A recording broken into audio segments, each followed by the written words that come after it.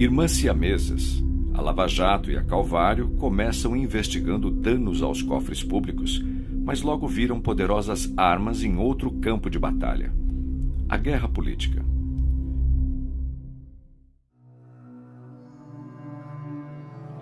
Os casos contados neste documentário são frutos de apuração jornalística.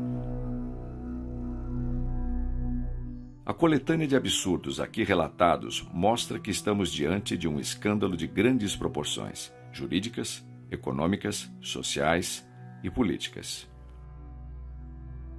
Em 14 de dezembro de 2018, uma força-tarefa do Ministério Público e da Polícia Civil Fluminense prende Daniel Gomes da Silva, empresário acusado de comandar um esquema de superfaturamento em hospitais geridos pela Cruz Vermelha do Rio Grande do Sul. Estava deflagrada a Operação Calvário. Recentemente descobriu-se que o principal delator da Operação Calvário escreveu e entregou aos investigadores os trechos dos diálogos usados em sua delação.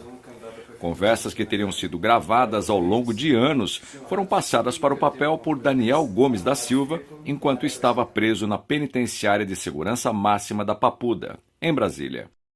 Ele tinha à sua disposição um pequeno notebook dentro da cela para essa tarefa. Assim como na Lava Jato, na Calvário também houve combinação de rumos.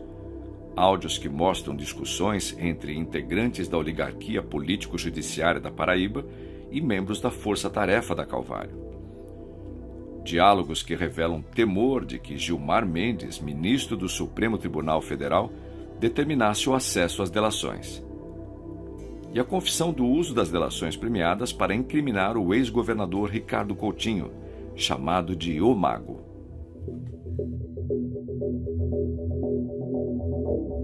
Naquela sexta-feira que antecipava a semana do Natal, o noticiário em todo o Brasil estava focado nos preparativos para o governo recém-eleito de Jair Bolsonaro. A Lava Jato escrevia mais uma página de sua história. Em São Paulo, o ex-presidente Lula virava réu em nova ação, acusado de lavagem de dinheiro e negócios no continente africano. O momento era o ápice dos métodos da Lava Jato. Mas isso trazia implicações sérias para o sistema de justiça e o país. O lavajatismo contaminou a justiça brasileira como uma epidemia.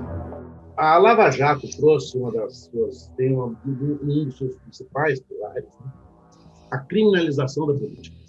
Foi trabalhando a criminalização da política que a Lava Jato conseguiu colocar lá no poder Bolsonaro e poucos dias depois o Sérgio Moro. Quando você criminaliza e judicializa a política, o que é processo sai. Você não tem mais processo. O processo que eu estou falando é aquele processo devido, processo legal. Direito, garantia da Constituição Federal. Você começa a ter, então, uma atividade de persecução. E essa atividade de persecução, num país em que vige a autonomia das decisões judiciais, vira uma loucura. Quem olha de fora hoje pode falar, não, foi uma operação boa, porque perseguiu corrupção, e ao mesmo tempo ruim, porque teve abusos, como se fosse um equilíbrio, quando não é isso. Há uma lógica nessa relação. Há uma lógica. Qual que é a lógica?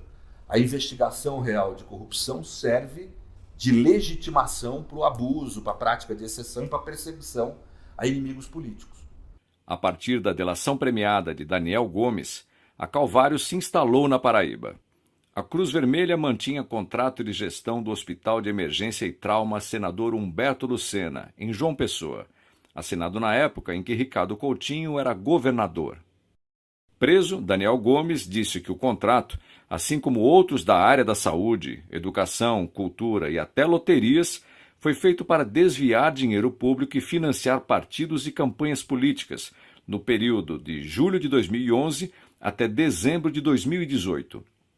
E que o chefe do esquema era ninguém mais, ninguém menos que o ex-governador Ricardo Coutinho. A Paraíba, por exemplo, é um caso típico. Porque ali houve uma operação muito semelhante à que houve contra Lula. Estruturalmente, no plano estrutural, o mesmo tipo, né? em que você persegue alguns casos de corrupção que são reais e busca neles legitimação para atingir líderes políticos, como aquele Ricardo Coutinho, não é isso? O antigo governador. Né? Nada é provado contra ele. A primeira semelhança é a espetacularização midiática. Ou seja, o acesso que muitos jornalistas, blogueiros, imprensa em geral, tiveram acesso aos conteúdos, aos processos, parte do processo, antes mesmo dos denunciados, antes mesmo dos que estavam sendo investigados. Né? Então isso ajudou a criar um ambiente político que vai justificar todos os outros procedimentos, e esse vem o segundo ponto do segunda característica que vincula a Calvário com a Operação Lava Jato, que é o uso ostensivo, né, de delações premiadas como meio de obtenção de provas.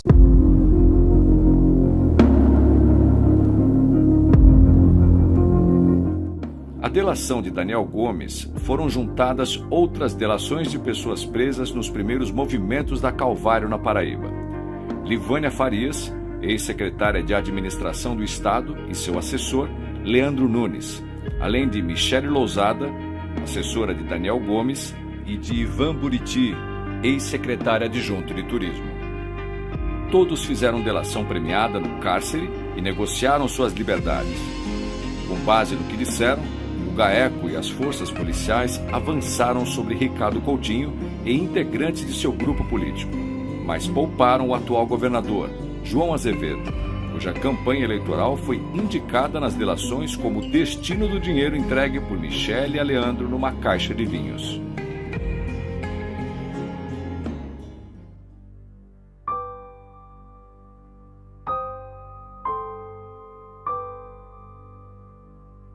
Após identificar seus alvos, o GAECO escolheu esperar até o dia 17 de dezembro de 2019 para executar a prisão, com o ex-governador já de férias e às vésperas do recesso judicial. Assim, puderam incluí-lo também na lista de procurados da Interpol.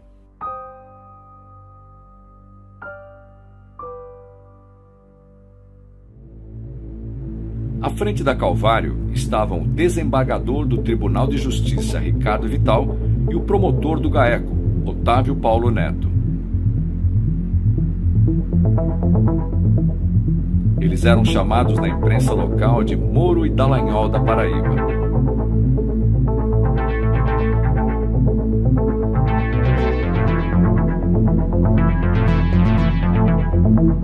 Entre outras medidas ofensivas ao direito, o desembargador ficou com os processos da Calvário em suas mãos, mesmo com o STF tendo decidido em 2018 que questões eleitorais deveriam ser julgadas pela Justiça Eleitoral, não pelo Tribunal de Justiça.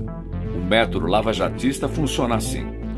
A partir de um caso de corrupção, prende-se alguns acusados, que são mantidos encarcerados até que aceitam assinar acordos de delação premiada.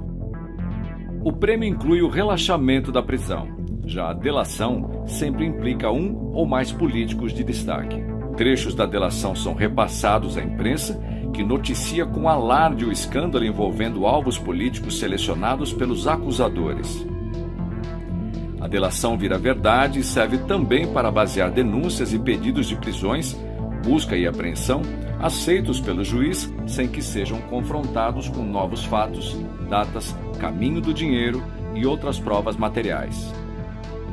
Assim, a condenação acontece antes do processo ser julgado, numa associação entre a acusação e justiça que constrói a culpa através da mídia, passando por cima da Constituição e das regras do processo penal. Há, inclusive, ligação direta na Paraíba do ex-procurador do Paraná, Deltan Dallagnol, e de Sérgio Moro, que teve agenda surpresa em fevereiro de 2020, quando era ministro da Justiça e Segurança Pública de Jair Bolsonaro.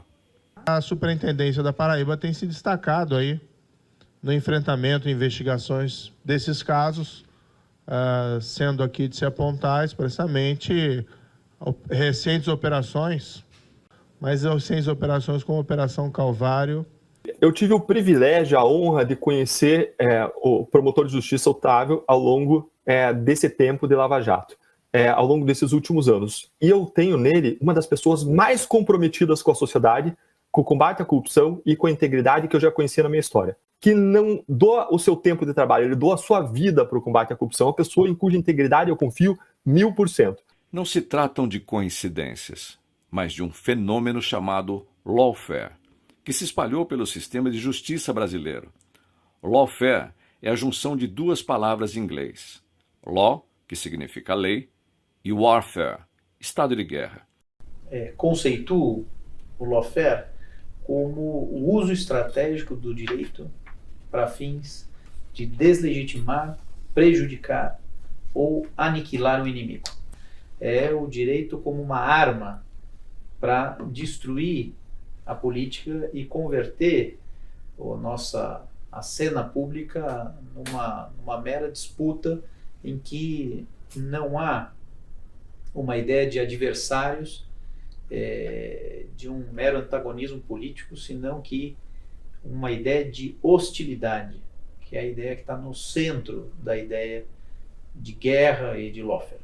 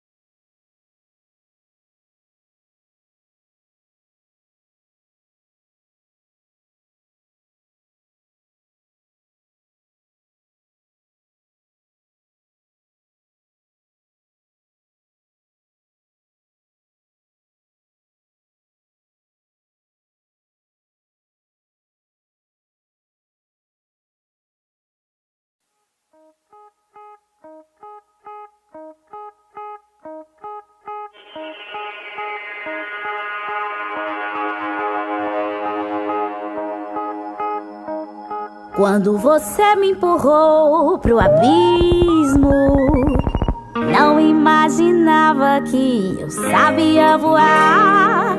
Não julgo a sua intenção, mas hoje eu digo pro meu coração: que bem que você me fez ao me empurrar.